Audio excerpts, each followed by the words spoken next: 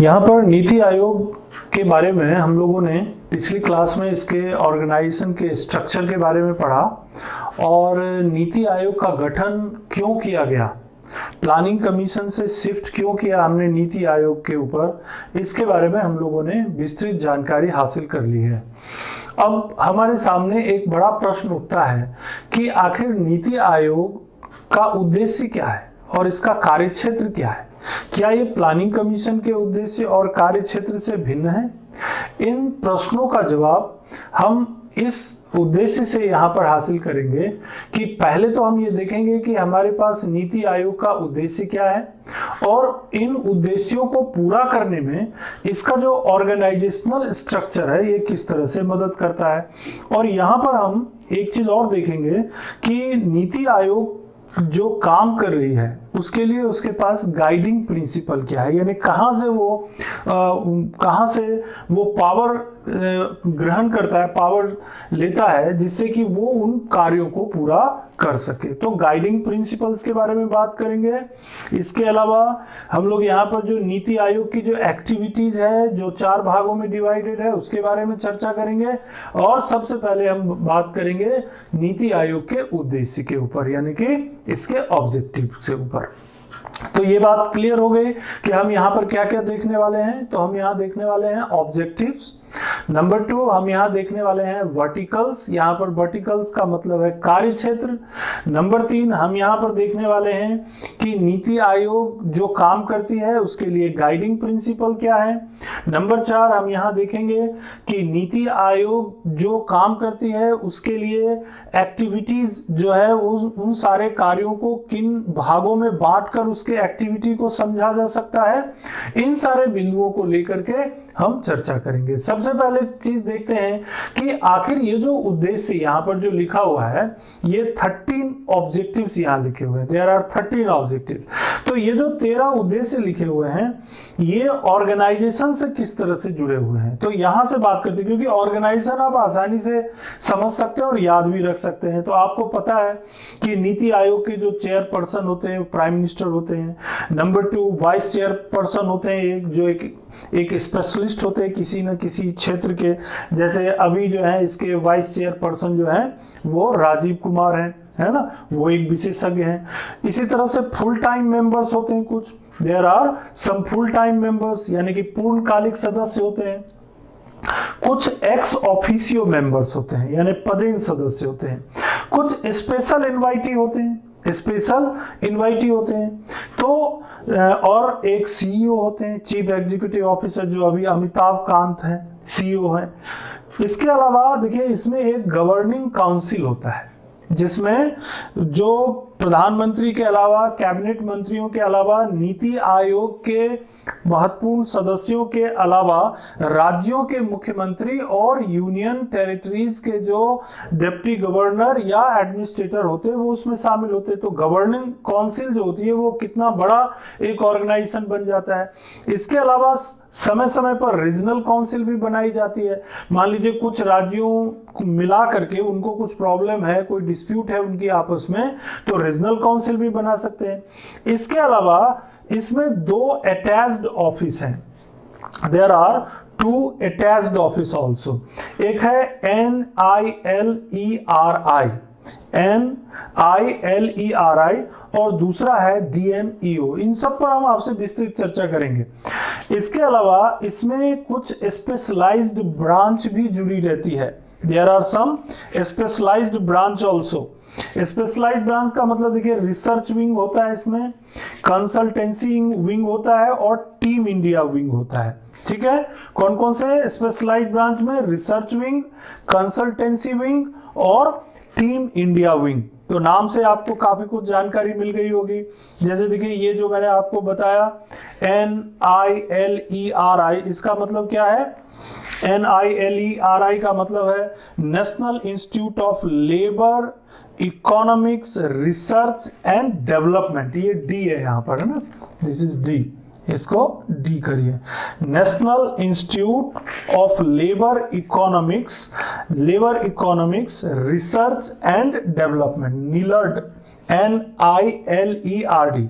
और ये है DMEO।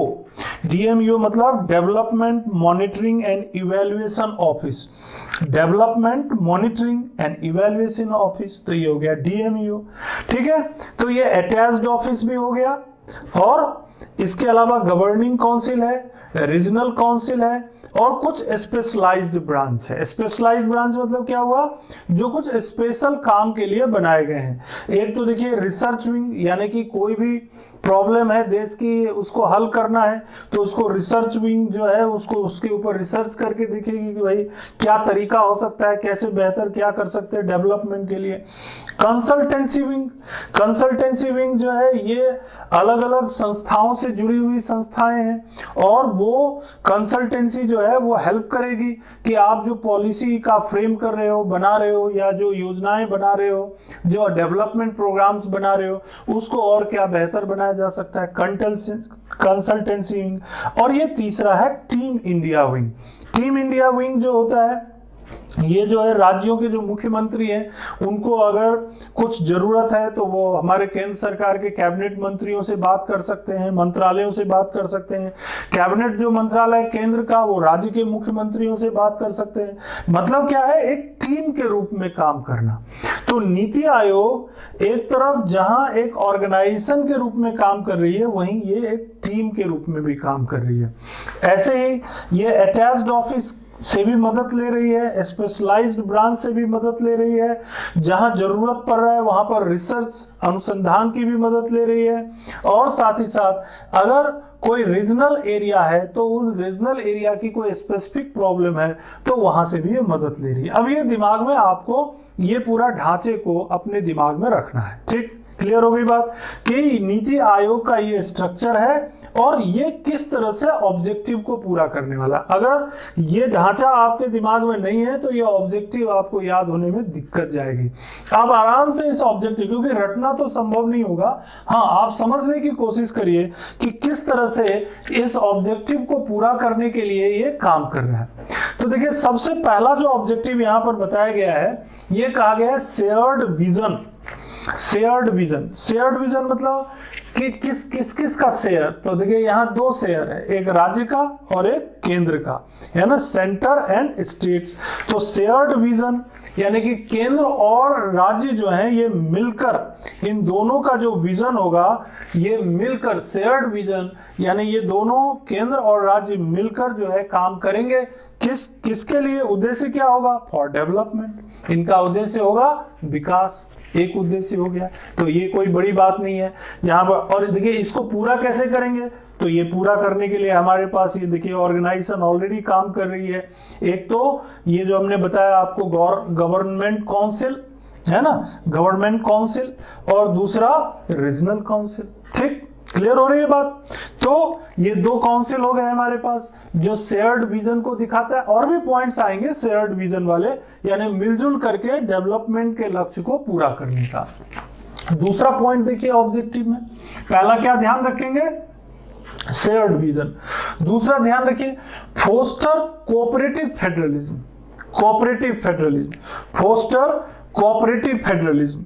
कोऑपरेटिव फेडरलिज्म मतलब क्या हो गया कि मतलब सहकारी जो संघवाद है उसको बढ़ावा देता है, यानी ऐसे भावों या विचारों को प्रोत्साहित करना, यानी to foster such feelings, such thinking that cooperative federalism will be increase. अब ये चीज बोलने से तो होगा नहीं, ये चीज केवल बोल देने मात्र से तो नहीं होगा। तो क्या करना पड़ेगा? इसके लिए हमको जो ऑर्गेनाइजेशन बनाया है उसमें जगह बनानी पड़ेगी। कैसे जगह बनेगी? फिर वहीं आ जाइए, ये देखिए गवर्नमेंट, ये जो हमारे पास है ना, ये गवर्नमेंट काउंसिल, ये जो सरकारी परिषद है हमारी, ये एक काम करेगी जिसमें राज्य के मुख्यमंत्री रहेंगे और साथ ही साथ जो है हमारे नीति आयोग के भी सदस्य रहेंगे, प्रधानमंत्री भी रहेंगे। तो क्या हो गया? सब मिल करके गवर्निंग काउंसिल के माध्यम से ये क्या हो जाएगा, एक तरह से कोऑपरेटिव फेडरलिज्म में हमको मदद मिलेगी, सहकारी संघवाद, है ना। अब ये पॉलिटी का विषय है, जब आपको पॉलिटी के टॉपिक में हम जाएंगे तो आपको वो भी वहां पर भी काफी विस्तृत रूप से आपको बताया जाएगा। यहां पर आप इतना समझिए कि कोऑपरेटिव फेडरलिज्म का मतलब ये हो गया कि इस तरह का फेडरलिज्म जिसमें केंद्र और राज्यों का काम तो बटा हुआ है, दोनों के अधिकार तो बटे हुए हैं, लेकिन जरूरत पड़ने पर केंद्र राज्य की मदद करेंगे और राज्य केंद्र की मदद करेंगे। तो क्या हो गया, कोऑपरेशन हो गया, एक दूसरे की मदद करना हो गया। अधिकार अपनी अपनी जगह पे है, लेकिन अगर विकास का काम करना है, डेवलपमेंट फंक्शन करना है, तो एक दूसरे की मदद भी हो गई। तो ये हो गया फोस्टरिंग कोऑपरेटिव फेडरलिज्म। दो पर्पस हो गया, देयर आर टू ऑब्जेक्टिव्स, ठीक। एक हो गया शेयर्ड विजन, दूसरा हो गया फोस्टर कोऑपरेटिव। अब तीसरे पे चलिए, formulate plans at village level. अब ये बड़े पॉइंट्स हैं, विलेज लेवल पे हमको प्लान्स बनाना है। मतलब आप जब इसे विस्तृत रूप से पढ़ेंगे तो इसमें ये बोला गया है कि to develop mechanism to formulate credible plans at the village level and aggregate these progressively at higher level of government। क्या बोला इन्होंने ये कहा कि देखिए, पहले जो प्लान होता था, जब प्लानिंग कमीशन होता था, तो उसमें जब प्लान बनाते थे तो प्लान तो सेंट्रल लेवल पे बनता था। प्लानिंग कमीशन के पास जो विशेषज्ञ लोग होते थे, जो प्राइम मिनिस्टर होते थे, जो कुछ कैबिनेट मंत्री होते थे, वो लोग अपने बुद्धि और उनके पास जो तथ्य आंकड़े होते थे, वो उनके आधार पर वो योजनाएं बनाते थे और फिर नीचे राज्यों को और फिर निचले स्तर पर उसे क्रियान्वित किया जाता है। यहाँ पर देखिए जस्ट उल्टा। तो मैं पहले जब आपको पिछली क्लास में बता रहा था तो उसमें हमने एक कंपैरिजन में थोड़ा आपको बताया था कि प्लानिंग कमीशन जो था वो टॉप डाउन अप्रोच था और यह नीति आयोग क्या है, बॉटम अप अप्रोच है। मतलब यहां पर हम प्लान्स बनाएंगे कहां, विलेज लेवल पर, फिर सारे जो प्लान्स जो विलेज लेवल पर बने हैं उनका एग्रीगेट यानी सबको मिला लेंगे और मिला करके फिर उसके ऊपर ले जाएंगे और धीरे धीरे धीरे धीरे ऊपरी स्तर पर यानी कि पूरे देश के लिए उस तरह की योजना बन जाएगी, उस तरह की योजनाओं का फ्रेमवर्क या नीतियों का आधार बन जाएगा जो वास्तविक तौर पर जो समस्या है या वास्तविक तौर पर जो जरूरत है उसके अकॉर्डिंग होगा। तो ये तीन आपको ऑब्जेक्टिव मालूम पड़ गया। पहला शेयर्ड विजन, दूसरा फोस्टर कोऑपरेटिव फेडरलिज्म, तीसरा formulate plans at village level, चौथा areas that is interest of national security. क्या है कि देखिए, पहले जब प्लानिंग कमीशन होता था तो नेशनल सिक्योरिटी के लिए या राष्ट्रीय सुरक्षा के संदर्भ में अलग से व्यवस्था करनी होती थी, अलग से उसके बारे में सोचना होता है। यहां पर इन्होंने बोला कि नहीं, हम जो कुछ भी काम कर रहे हैं उस सभी कामों में राष्ट्रीय सुरक्षा हमारे लिए हमेशा ही सर्वोपरि होगा, national security. To ensure areas that are specifically referred to it that the interest of national security are incorporated. यानी जो कुछ भी हम काम कर रहे हैं, जो कुछ भी योजना बना रहे हैं, जो कुछ भी कार्यक्रम बना रहे हैं, उसमें उन सब जगहों पर राष्ट्र की सुरक्षा हमारी प्राथमिकता होगी। तो नेशनल सिक्योरिटी भी देखिए इससे जुड़ा हुआ है, हमारी राष्ट्र की सुरक्षा भी इससे जुड़ी हुई है। अब क्या बोला इन्होंने, special attention to society not benefited by progress. फिर और एक चीज ध्यान रख सकते हैं आप, क्या ध्यान रखेंगे, स्पेशल अटेंशन किस पर देंगे स्पेशल अटेंशन, तो उन पर हम स्पेशल अटेंशन देंगे जिनको, जो देश में विकास हुआ, डेवलपमेंट हुआ तो बहुत विकास हुआ, हमारी पर कैपिटा इनकम बढ़ी, जीडीपी बढ़ा, सब ग्रोथ हुआ, लेकिन बहुत सारे करोड़ों की संख्या में लोग अभी भी हैं जो उस ग्रोथ से, उस डेवलपमेंट का लाभ उन्हें नहीं मिल पाया। तो क्या करना होगा, हमें उनके लिए स्पेशल अटेंशन देना होगा। We have to give special attention to society not benefited by progress. उन सब लोगों पर जो हमारी प्रोग्रेस से, हमारे देश के विकास से वास्तविक तौर पर लाभान्वित नहीं हो पाए, नॉट बेनिफिटेड, उन्हें हमें लाभ पहुंचाना है और वो हमारे स्पेशल अटेंशन में होंगे। ये भी एक ऑब्जेक्टिव है। ठीक। और क्या करना चाहिए हमको, तो नीति आयोग ने बोला to design a strategic and long term policy, हमें ऐसी पॉलिसी बनानी है जो रणनीतिक होगी, यानी कि रणनीतिक यानी कि जैसी जरूरत होगी किसी समस्या को हल करने के लिए, एंड लॉन्ग टर्म यानी कि स्ट्रेटेजिक भी होगी और लॉन्ग टर्म भी होगी, यानी 15 साल 20 साल की पॉलिसी भी होगी और 5-7 साल की पॉलिसी भी होगी, और स्ट्रेटेजिक रणनीतिक यानी कि हमें इमीडिएटली सॉल्यूशन चाहिए, तो ऐसी नीतियां भी हम बनाएंगे। ये नहीं कि हम फिक्स हो जाएंगे, ये नहीं कि हम बस 5 साल की पॉलिसी बना के रुक जाएंगे, जरूरत होगी तो लंबी पॉलिसी बनाएंगे, लॉन्ग टर्म तक काम करते रहेंगे, जरूरत होगी तो शॉर्ट टर्म पॉलिसी बनाएंगे, और जरूरत होगी तो मिड टर्म पॉलिसी बनाएंगे, जैसी हमें जरूरत लगेगी उस तरह की नीतियां हम बनाएंगे। तो देखिए, special attention to design strategic and long term policy and programme, long term policy and programme framework and monitor and feedback, और साथ ही साथ क्या करेंगे, उन सारे योजनाओं को, उन सारे जो फ्रेमवर्क हमने बनाए हैं उनको मॉनिटर भी करेंगे, और अगर जरूरत पड़ी तो उनको फीडबैक भी देंगे।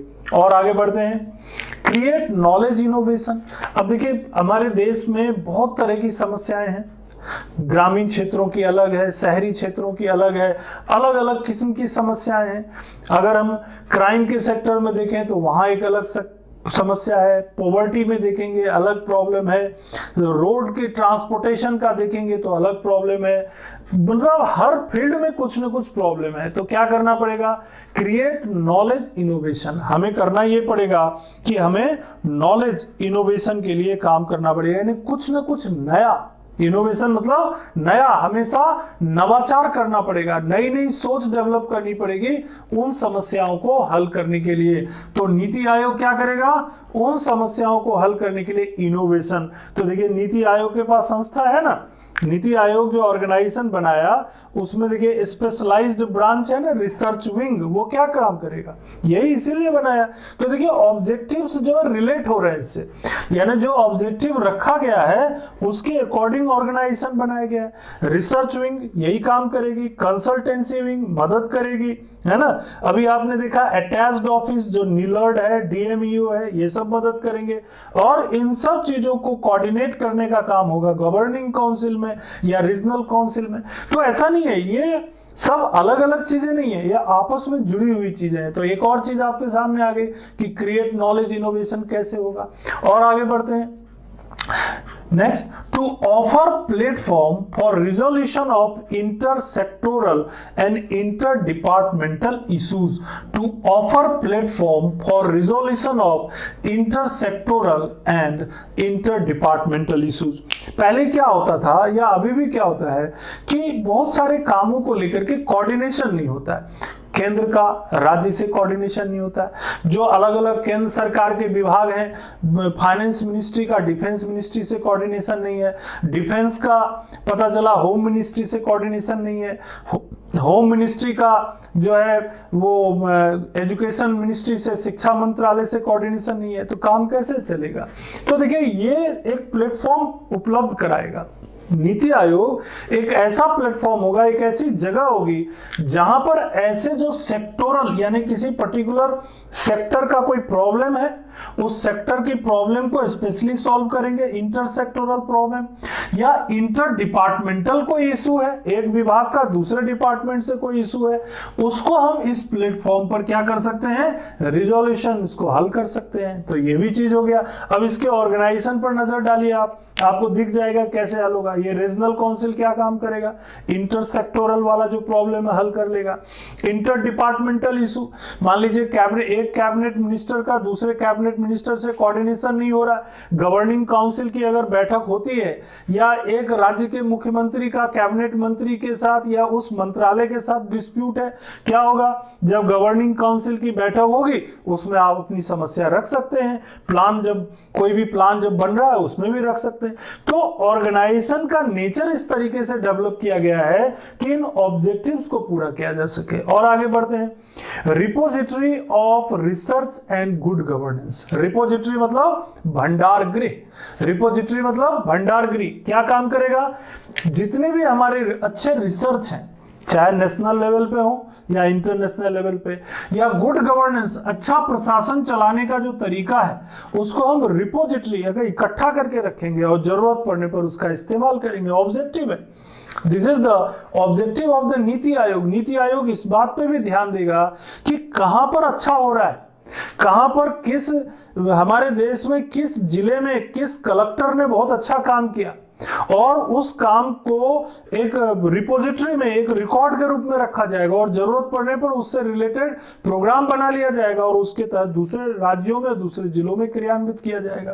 तो रिपोजिटरी का भी काम करेगा रिसर्च एंड गुड गवर्नेंस का।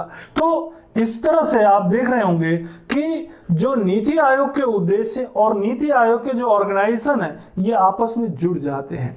और आगे बढ़ेंगे, अगले पॉइंट में आप देखते हैं monitor and evaluate the implementation of programme and initiative. ये तो बहुत जरूरी है भाई, अगर आपने कोई प्रोग्राम बनाया, कोई योजना बनाई, तो वो उसको मॉनिटर करना और इवेलुएट करना। मॉनिटर करना यानी कि बीच बीच में देखते रहना कि वास्तव में वो काम जिस पर्पस से किया, जिस पर्पस से उस योजना को बनाया गया था, जिस पर्पस से वो नीति या कार्यक्रम बनाया गया था, वो ठीक ढंग से हो रहा है कि नहीं, और कुछ कमी रह रही है तो उसको इवेलुएट करेंगे, इवेलुएट करके उसमें सुधार करेंगे। तो monitoring and evaluation, this is also the part of the objective of the NITI Aayog. और आगे बढ़िए, to focus on technology and capacity building. अब देखिए अभी जो जमाना है वो तो टेक्नोलॉजी का जमाना है, तो हम जो कुछ भी योजनाएं, जो कुछ भी कार्यक्रम बना रहे हैं, अगर वो टेक्नोलॉजी के साथ हम उसे लिंक नहीं कर पाएंगे तो वो उसके फेल हो जाने का चांस रहेगा। तो इसीलिए जो कुछ भी हम कर रहे हैं we will link it with the technology और कैपेसिटी बिल्डिंग, यानी क्षमता को बढ़ाने की कोशिश करेंगे। तो नीति आयोग का यह भी पर्पस रहेगा कि टेक्नोलॉजी, नई नई टेक्नोलॉजी का इस्तेमाल करना। जैसे डिजिटल इंडिया शुरू किया तो डिजिटल इंडिया में नई नई टेक्नोलॉजी लाई, प्राइवेट सेक्टर्स को इन्वॉल्व किया, गवर्नमेंट सेक्टर को इन्वॉल्व किया, नए नए ऐप, नए नए प्रोग्राम्स डेवलप किए, तो टेक्नोलॉजी को इंप्रूव किया। अब आजकल जो सामान्य व्यक्ति है वो भी टेक्नोलॉजी का उपयोग कर रहे हैं, है ना, डिजिटल इंडिया के तहत। तो ये जो पर्पस है, ये नीति आयोग के ध्यान में ये रहता है कि अगर हम किसी योजना या कार्यक्रम में कोई टेक्नोलॉजी को लिंक कर सकते हैं तो उसका इस्तेमाल करना है। और एक देखते हैं, other activities related to the national development agenda, या ऐसा कोई भी एक्टिविटी, ऐसा कोई भी कार्य, ऐसी कोई गतिविधि जो नेशनल डेवलपमेंट के एजेंडा में है, उस नेशनल डेवलपमेंट के एजेंडा यानी कि राष्ट्रीय विकास के एजेंडा कार्यक्रम में है, तो उन सारी एक्टिविटीज को नीति आयोग अपने कंट्रोल में रखता है, काम करने की कोशिश करता है उस पर। and encourage partnership national and international like minded think tank। जैसा मैंने बताया था आपको कि नीति आयोग का ये भी मकसद है कि हम केवल ये नहीं कि अपने देश तक सीमित रह जाए। अगर हमें किसी दूसरे देश में हमारे देश जैसी समस्या है, चाहे वो कृषि की समस्या हो, ट्रांसपोर्टेशन की समस्या हो, पॉवर्टी की समस्या हो, बैंकिंग की समस्या हो, या कोई और तरह की प्रॉब्लम हो, और वहां पर उस देश में कुछ अच्छा काम किया गया है एग्रीकल्चर सेक्टर में, ट्रांसपोर्टेशन सेक्टर में, टूरिज्म के सेक्टर में, तो हमारे लाइक माइंडेड यानी हमसे मिलते जुलते प्रॉब्लम वाले या हमसे मिलते जुलते जो लोग हैं, बुद्धि वाले लोग हैं, उनके साथ हम पार्टनरशिप रखेंगे, दोस्ती रखेंगे और उनसे भी सीखेंगे, और ऐसा सीख करके हम अल्टीमेटली हमारे देश के विकास के लिए काम करेंगे। ये हमारा ऑब्जेक्टिव है। तो नीति आयोग का ऑब्जेक्टिव और नीति आयोग का ऑर्गेनाइजेशन, ये दोनों आपस में एक दूसरे के साथ कोऑर्डिनेट करते हैं। तो आपको रटने की जरूरत नहीं है, ऑर्गेनाइजेशन आप ध्यान रखिए, और ऑर्गेनाइजेशन को ध्यान रखते हुए आप उद्देश्यों को ध्यान रखिए। अपने आप आपको पता चल जाएगा कि कहां पर shared vision, foster cooperative federalism, format plans at village level. क्यों? क्योंकि मकसद है नीति आयोग का ये नहीं कि हम ऊपर से योजना बना देंगे और लागू कर देंगे, हम निचले स्तर पर योजना बनाएंगे, धीरे धीरे उसे ऊपर लाएंगे, यानी bottom up approach. Cooperative federalism, governing council बना रखा, रीजनल काउंसिल बना रखा, शेयर्ड विजन, केंद्र और राज्य दोनों मिलजुल के योजना बनाएंगे, है ना, राष्ट्रीय सुरक्षा को ध्यान में रखते हुए काम करेंगे, special attention to society not benefited by progress, वो लोग जो विकास में भागीदारी नहीं कर पाए हैं उन्हें हम शामिल करके रखेंगे, है ना। Strategic and long term policy बनाएंगे, ऐसा नहीं कि एक ही तरह की योजना बनाएंगे, जैसी जरूरत होगी स्ट्रेटजिक, रणनीतिक और लंबे समय की योजना की जरूरत होगी तो वो भी बनाएंगे। इसके अलावा चूंकि कोई भी बड़ा काम करना है, कोई भी बेहतर काम करना है, आपको नॉलेज चाहिए और नए नए किस्म के इनोवेशन करना, ये भी नीति आयोग से संबंधित होगा। इसके अलावा अगर कोई इशू है, कोई विवाद है, क्योंकि बहुत सारा समय डिस्प्यूट को हल करने में चला जाता है, नीति आयोग ने बोला हम आपको प्लेटफॉर्म देते हैं, आप आइए, आपके पास अगर कोई इंटर डिपार्टमेंटल इशू है, कोई इंटर सेक्टोरल इशू है, आप हमें बताइए। इतना ही नहीं, अगर कहीं पर देश में किसी भी क्षेत्र में कोई अच्छा काम हो रहा है, कोई अच्छा रिसर्च हो रहा है, गुड गवर्नेंस का कोई अच्छा एग्जाम्पल मिल रहा है, हम उसे कलेक्ट करेंगे, उसे रिपोजिटरी अपने भंडार में रखेंगे और जरूरत पड़ने पर उससे संबंधित काम भी करेंगे।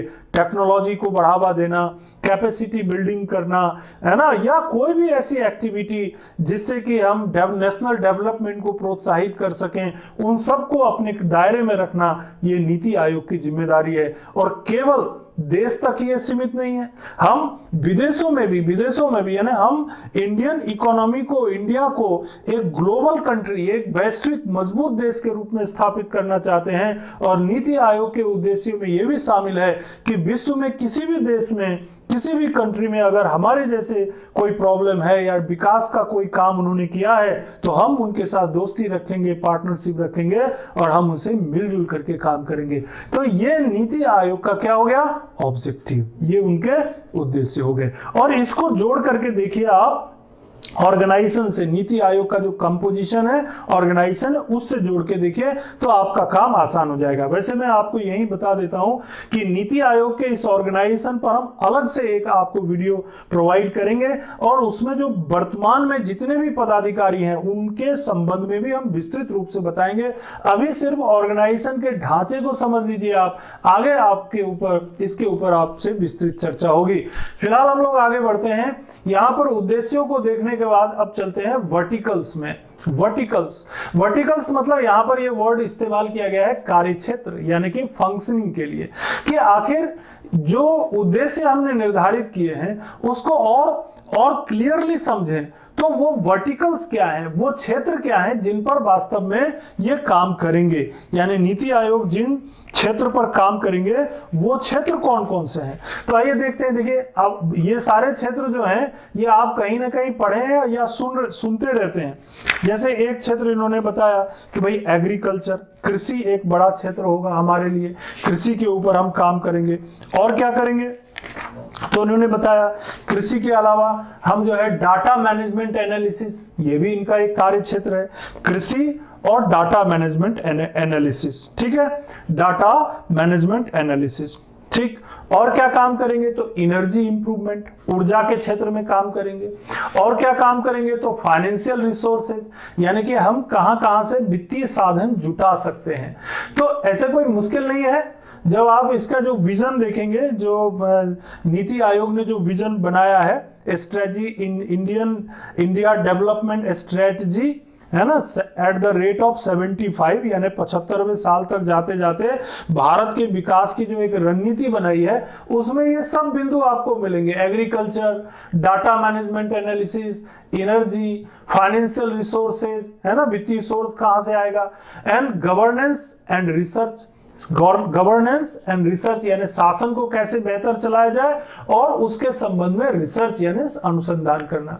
Governing council and governing council secretariat, यानी गवर्निंग काउंसिल जो है उसका सेक्रेटरिएट का काम भी ये इनके जिम्मे है, इसके वर्टिकेशन में आता है। और देखिए आप हेल्थ का काम, ठीक, ह्यूमन रिसोर्स डेवलपमेंट यानी कि स्किल डेवलप करना, एम्प्लॉयमेंट डेवलप करना, रोजगार के अवसर पैदा करना, इंडस्ट्री, उद्योग के लिए काम करना, infrastructure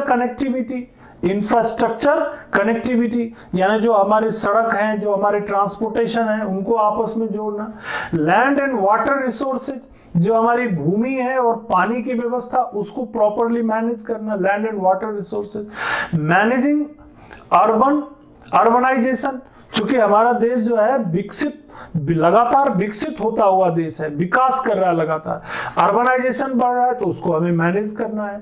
natural resources and environment, ये नहीं कि विकास तो हम करेंगे लेकिन नेचुरल रिसोर्स को भी प्रोटेक्ट करना है और पर्यावरण को भी बचाए रखना है।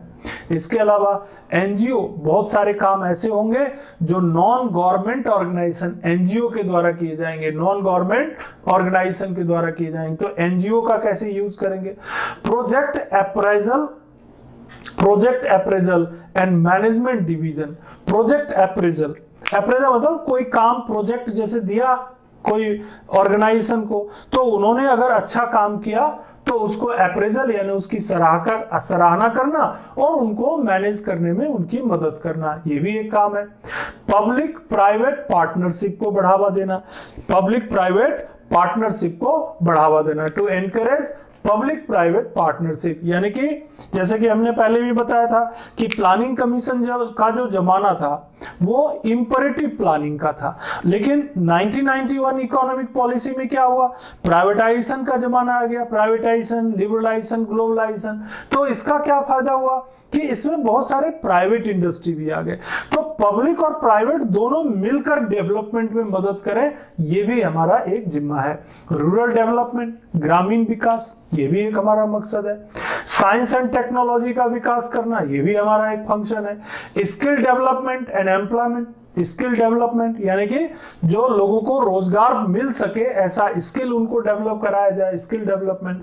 सोशल जस्टिस एंड एम्पावरमेंट, ये जो उद्देश्य आपने पढ़े हैं ये कहीं ना कहीं इनके वर्टिकेशन को जो है डिफाइन करता है ना। देखिए ये justice and employ, social justice and employment. Social justice मतलब हमारे समाज में बहुत सारी कुरीतियां हैं, एविल्स हैं, कभी कास्ट को लेकर के है, कभी धर्म को लेकर के है, कभी जाति को लेकर के, तो इन एविल्स को कभी महिलाओं के साथ, कभी जो है समाज में जो पिछड़े और कमजोर वर्ग के लोग हैं, वीकर सेक्शन ऑफ सोसाइटी है, सबके साथ कुछ ना कुछ प्रॉब्लम है, तो हमें उनको जस्टिस देना है और साथ ही साथ उन्हें एम्पावर करना है, और state coordination and decentralised planning. State यानी राज्यों के साथ क्या करेंगे, कोऑर्डिनेशन करेंगे, उनके साथ कोऑर्डिनेशन करेंगे और डिसेंट्रलाइज प्लानिंग करेंगे। इसके अलावा sustainable development goal, sustainable development goal मतलब क्या हुआ, विकास भी करना है, डेवलपमेंट भी करना है और प्रकृति को नुकसान भी नहीं पहुंचाना है, यानी कि सतत विकास की प्रक्रिया को बनाए रखना है। And voluntary action cell and women's and child development cell. Voluntary action cell मतलब एक ऐसा भी सेल होगा नीति आयोग का जो वॉलंटरी अपनी तरफ से कोई इनिशिएटिव लेने की जरूरत है तो वो इनिशिएटिव लेने के लिए काम करेंगे, स्वयं आगे आके बताएंगे कि ये जरूरी है, यहाँ पर ये काम करिए, और वुमेन यानी महिलाओं और बच्चों के विकास के लिए भी ये काम करेगा। तो this is the list of verticals of the NITI आयोग, यानी नीति आयोग को जो काम करना है वो सारा ये इसमें आपको बताया गया। तो इसमें भी आपको कोई रटने की या बहुत सारा पॉइंट है, ऐसा टेंशन लेने की जरूरत नहीं है। आपको मैं कुछ एग्जांपल बता देता हूं। देखिए ये इन्हीं सब बिंदुओं को लेकर के काम होता है। जैसे देखिए आपने डिजिटल इंडिया का नाम सुना है, ठीक, आपने डिजिटल इंडिया के अलावा स्टार्टअप इंडिया का नाम सुना है, स्टैंड अप इंडिया का नाम सुना है। इसके अलावा आप लोगों ने आधार को डिजिटल बायोमेट्रिक कार्ड के साथ लिंक करने का नाम सुना है, अटल इनोवेशन मिशन आपने पढ़ा है, ठीक, मेडिकल एजुकेशन में रिफॉर्म या एग्रीकल्चर रिफॉर्म के बारे में भी आपने पढ़ा है। कहीं ना कहीं देखिए वो जो सारा काम जो आपको प्रैक्टिकली दिख रहा है कि एग्रीकल्चर रिफॉर्म हो रहा है, या आपने स्वच्छ भारत अभियान बहुत फेमस है ना, टास्क फोर्स फॉर एग्रीकल्चर, ये सब क्या हो रहा है, ये सब जो काम नीति आयोग को दिए गए हैं इन्हीं में से, जैसे आयुष्मान भारत योजना हेल्थ से रिलेटेड हो गया है ना, इसके अलावा ह्यूमन रिसोर्स डेवलपमेंट से रिलेटेड, मान लो एजुकेशन से रिलेटेड, या स्किल इंडिया आ गया, या स्टार्टअप इंडिया हो गया, इससे रिलेटेड हो गया, ठीक। इसी तरह से वाटर मैनेजमेंट से रिलेटेड, मतलब पानी की कमी है तो उसको मैनेजमेंट करने के लिए कोई योजना बना लिया, ठीक। तो आप ये देखेंगे कि ये जो फंक्शंस दिए हुए हैं, ये जो कार्य क्षेत्र दिए हुए हैं, इन्हीं कार्य क्षेत्र में काम करते हुए उसको नया रूप दे करके, नया स्वरूप दे करके क्रियान्वित किया जाता है। तो ये जो चीजें, जो फंक्शंस है, ये फंक्शंस को अगर आप चाहेंगे तो इसको 4 भागों में बांटा जा सकता है। There are 4 parts. पहला है design, policy and programme framework, यानी किसी भी पॉलिसी को डिजाइन करो, डिजाइन पॉलिसी और प्रोग्राम का फ्रेमवर्क, यानी कोई पॉलिसी या प्रोग्राम का फ्रेमवर्क तैयार करना, एक काम हो गया। फोस्टर कोऑपरेटिव फेडरलिज्म, यानी जो भी काम करें उसमें कोऑपरेटिव फेडरलिज्म होना चाहिए, 2 बात हो गई। तीसरी मॉनिटरिंग एंड इवैल्यूएशन, जो काम हो रहा है उसको समय समय पर मॉनिटर करो और इवैल्यूएट करके बताओ कि वो सही दिशा में हो रहा है कि नहीं।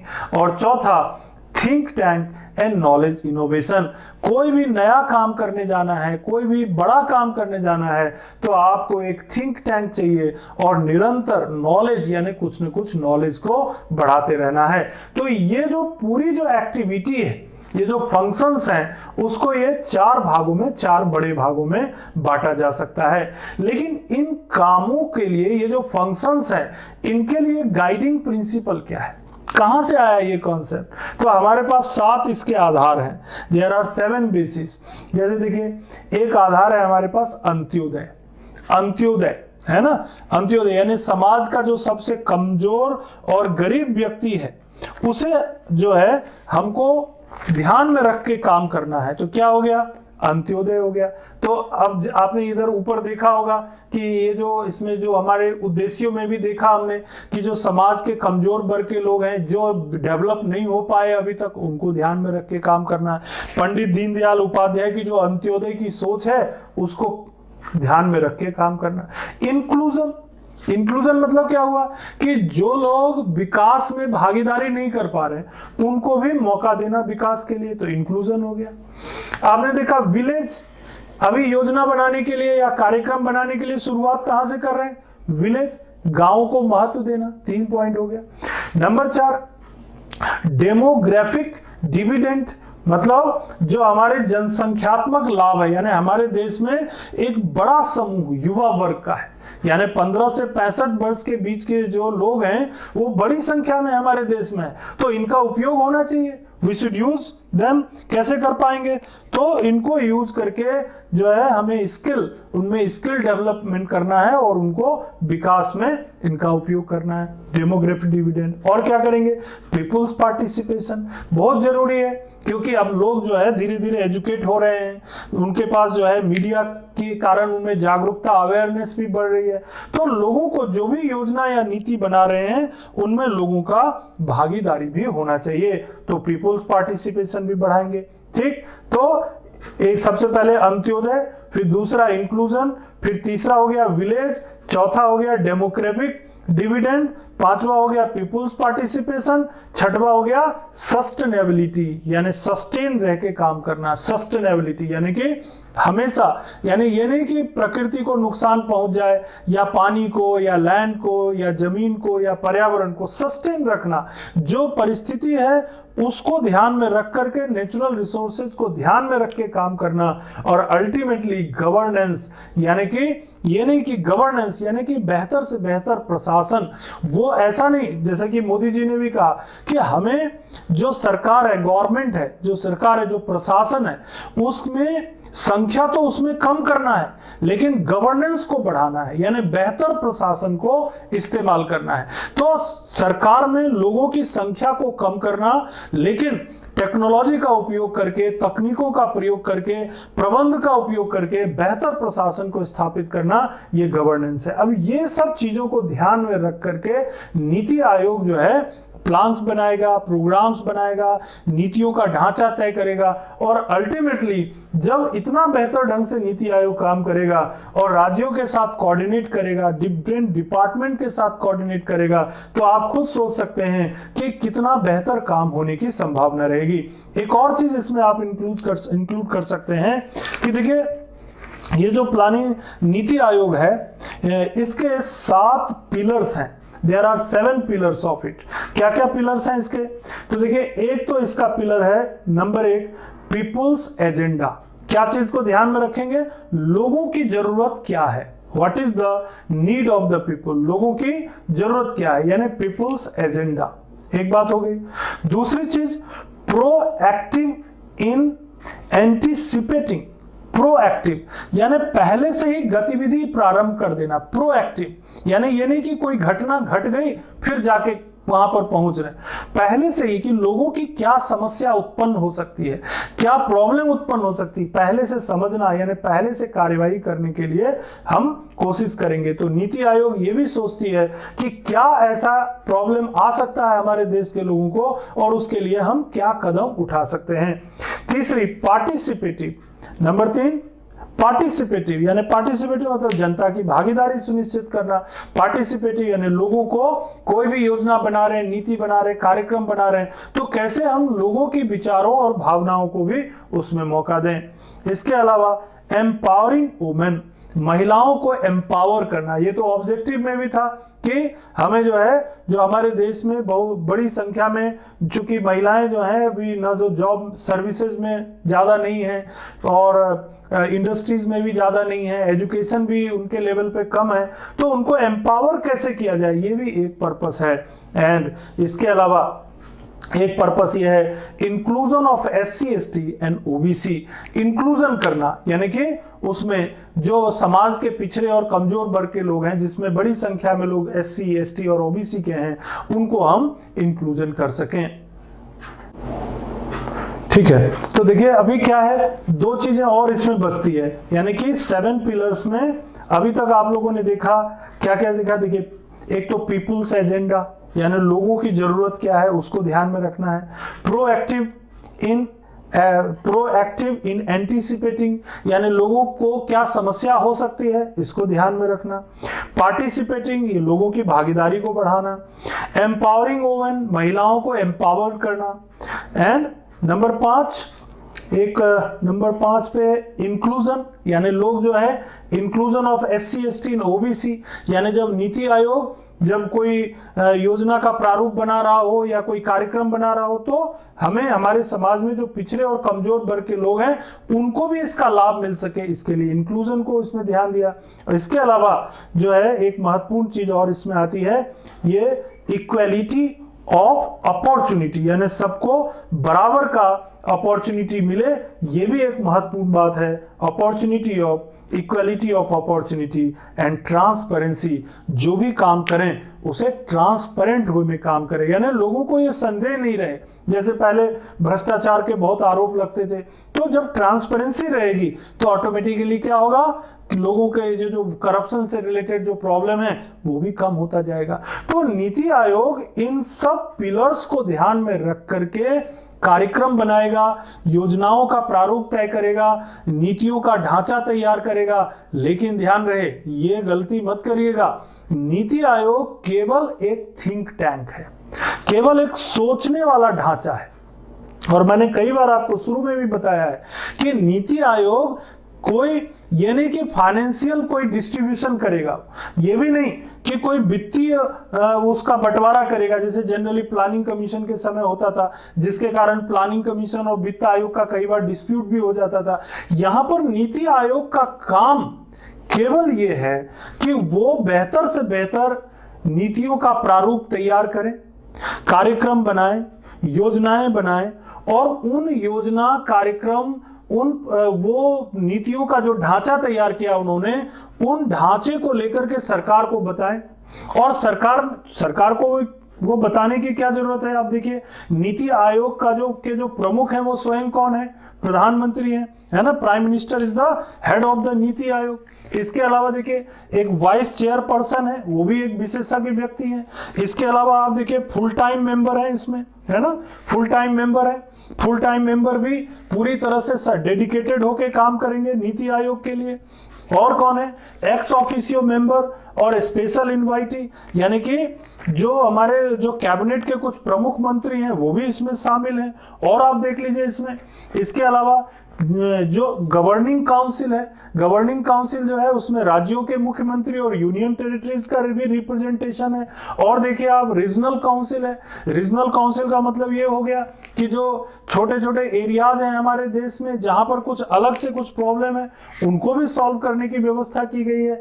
इसके अलावा अटैच्ड ऑफिस, स्पेशलाइज्ड ब्रांच, ये सब कुल मिलाकर के ये जो ऑब्जेक्टिव हमने यहाँ पर आपको बताए हैं, ये जो फंक्शंस आपको बताए गए हैं, इन फंक्शंस के अलावा ये जो 4 एक्टिविटीज आपने यहाँ पर देखी, design policy and programme framework, foster cooperative federalism, monitoring and evaluation and think tank and knowledge innovation hub, ये जो एक्टिविटीज आपने देखी और जो वो 7 पिलर्स आपने देखे, 7 पिलर्स ऑफ नीति आयोग, है ना, 7 पिलर्स जिसमें आपको people's agenda, proactive, anticipating, participative, है ना, इसके अलावा एम्पावरिंग वुमेन, इसके अलावा inclusion of SC ST OBC, इसके अलावा जो है आपने देखा यहाँ पर equality of opportunity and transparency.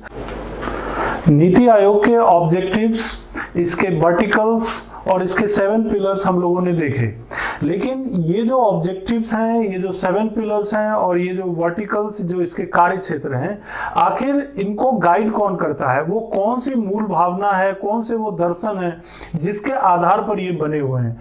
तो देखिए हमारे पास जो इसके जो गाइडिंग प्रिंसिपल है, इसको जरूर ध्यान रखना है, इसके जो गाइडिंग प्रिंसिपल्स हैं वो बहुत महत्वपूर्ण है। सबसे पहले इसका गाइडिंग प्रिंसिपल है अंत्योदय, दूसरा गाइडिंग प्रिंसिपल है इंक्लूजन, तीसरा गाइडिंग प्रिंसिपल है विलेज, चौथा है डेमोग्राफिक डिविडेंड और पांचवा है पीपुल्स पार्टिसिपेशन, छठवां जो है वो है सस्टेनेबिलिटी और उसके बाद गवर्नेंस। ये 7 इन सारे जो चीजें आपने देखी यहाँ पर, चाहे वो ऑब्जेक्टिव्स हो, वर्टिकल्स हो, 7 पिलर्स हो, उनके लिए ये आधार का काम करते हैं। और यहाँ तक कि नीति आयोग का जो ऑर्गेनाइजेशन है, जो संगठन बनाया गया है, उसके मूल में भी, उसकी जड़ में भी यही मौजूद है। तो ये 7 बिंदु हमारे इस ऑर्गेनाइजेशन के लिए आधार का काम करती हैं। नंबर 1 अंत्योदय, यानी कि जो समाज के सबसे पिछड़े और कमजोर व्यक्ति हैं उनके उत्थान के लिए काम करना है। इंक्लूजन, यानी कि सबसे पिछड़े और कमजोर व्यक्तियों को विकास में शामिल करना। विलेज, यानी कि भारतीय जो अर्थव्यवस्था है और भारत की जो विकास की जो रीढ़ है वो गांव से गुजरती है, तो विलेज को पूरी तरह से विकसित करना और उन्हें अवसर देना योजनाओं और नीतियों के निर्माण में। डेमोग्राफिक डिविडेंड, हमारे देश के जो युवा हैं उन युवाओं को अधिक से अधिक अवसर उपलब्ध कराना। पीपुल्स पार्टिसिपेशन, यानी भागीदारी को बढ़ाना। और सस्टेनेबिलिटी, यानी कि विकास के साथ साथ जो हमारे देश में जो पर्यावरण है, जो हमारे देश की जो इकोलॉजी है, उसे भी मेंटेन रखना। और गवर्नेंस, यानी बेहतर प्रशासन की नींव रखना। तो अब आप लोगों ने नीति आयोग से संबंधित लगभग सारे बिंदुओं को समझ लिया है, इसके ऑब्जेक्टिव्स को समझ लिया, इसके कार्य क्षेत्र को समझ लिया, ये किन आधारों पर ये विकसित हुए उसे भी आपने देख लिया। ये सारे ऑब्जेक्टिव्स, वर्टिकल, 7 पिलर्स, ये नीति आयोग के संगठन से कैसे जुड़े हैं ये भी आपने देख लिया। अतः अब आप लोग इससे संबंधित किसी तरह के प्रश्न को हल करने में सक्षम होंगे, ऐसा मुझे पूरी उम्मीद है। और मैं समझता हूं कि किसी भी तरह का क्वेश्चन, चाहे वो ऑब्जेक्टिव्स के ऊपर आए, वर्टिकल्स के ऊपर आए, इन ऑब्जेक्टिव्स और वर्टिकल्स को लेकर के अगर ऑर्गेनाइजेशन से जोड़ करके कोई क्वेश्चन पूछे, या अगर ये पूछा जाए कि ऑब्जेक्टिव्स और वर्टिकल्स के मूल आधार में कौन कौन से बिंदु हैं, तो वो सारी बातें आप अच्छी तरह एक्सप्लेन कर सकते हैं। अगली क्लास में हम आपसे बात करेंगे कि नीति आयोग किस तरह कोऑपरेटिव फेडरलिज्म की आवश्यकता को पूरा करता है, और वो भी एक महत्वपूर्ण प्रश्न होगा, खासकर यूपीएससी और अन्य स्टेट पीएससी में आने वाले जो परीक्षाएं हैं उसमें आपको ये प्रश्न देखने को मिल सकता है। Cooperative federalism and NITI Aayog, उस पर हम अगली क्लास में आपसे चर्चा करेंगे। धन्यवाद।